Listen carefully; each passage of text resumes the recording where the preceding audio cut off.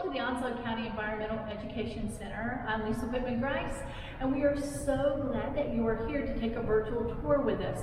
We hope that you will be able to come and visit with us very soon, but until then, please enjoy this time as you go through our signature exhibit called Discover Onslow. You know, at the Onslow County Museum, we have our exhibit called The Water in the Wood, and that really focuses on the cultural history.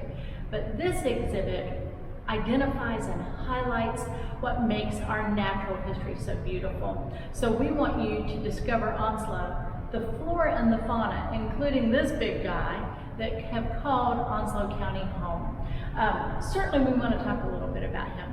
This particular alligator once lived in the New River. He is 12 feet, 2 inches long, and weighs 540 pounds. Based on his size and the measurements of things like the size of his bones, we think he was about 50 years old. He is just one example of the incredible flora and fauna here. He is certainly the apex predator of the waterways. So as we move around, we're going to discover Onslow and find out what makes it so beautiful.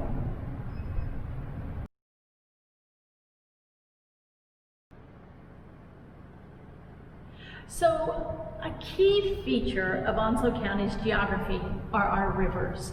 And we have two very distinct rivers.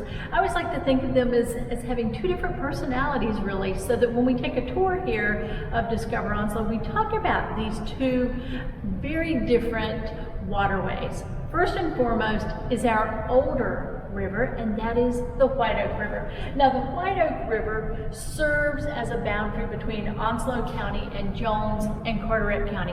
It actually has its headwaters up in the Hoffman Forest, which is a large forest owned by North Carolina State University, more than 70,000 acres. Having its headwaters there, it flows all the way down to Bogue Sound, meeting the ocean there.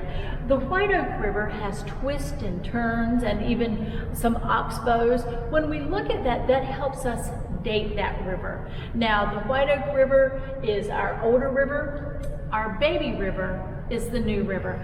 It's a little tricky here in North Carolina because we actually have two new rivers. We have the Old New River, which is found in the western part of our state, and it really is one of the oldest rivers in the world. And then we have our new river. And our new river is much younger. It has its headwaters at the border of Jones and Onslow County, and it cuts right through the middle of our county, flowing out to New River Inlet at the North Topsail Beach end of our county.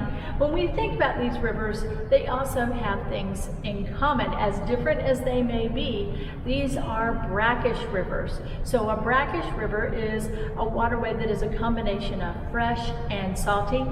With that very nature, it's going to support a very different kind of flora and fauna. So even in the New River and the White Oak River, we may spot some creatures that we would consider ocean life. Occasionally, if you're really lucky, you'll even see dolphin swim up into both of these rivers. These waterways are quintessential emblems of Onslow County. And more than that, they're also really key to who we are. So next time you cross a bridge, crossing the New River or the White Oak River, think about just the very nature and personality of them and how they have changed, and think about the part that they've played in the story of our county. Now, as a part of living in an area that has two such beautiful rivers, we have to think about what is our river basin. And the river basin is how the tributaries flow to that waterway, how it helps protect the groundwater. And so for us, we live in the White Oak River Basin. Some folks would say, well, why not the New River Basin? Well, certainly we talked about that a little bit earlier because we have another New River Basin. But these New River Basins are really key to not just understanding where we are geographically.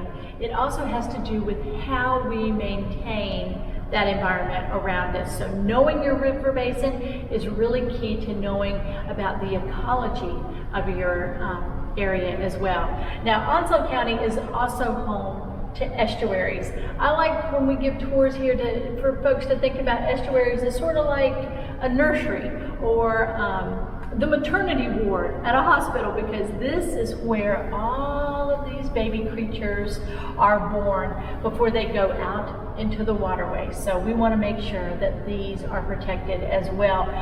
When you're out exploring, when you're crossing and going to the beach, we're all excited to get to the ocean, but look at the waterways that are feeding and going toward the ocean, and thinking about all of the wildlife that might be living right there. And then think about how important it is to protect it.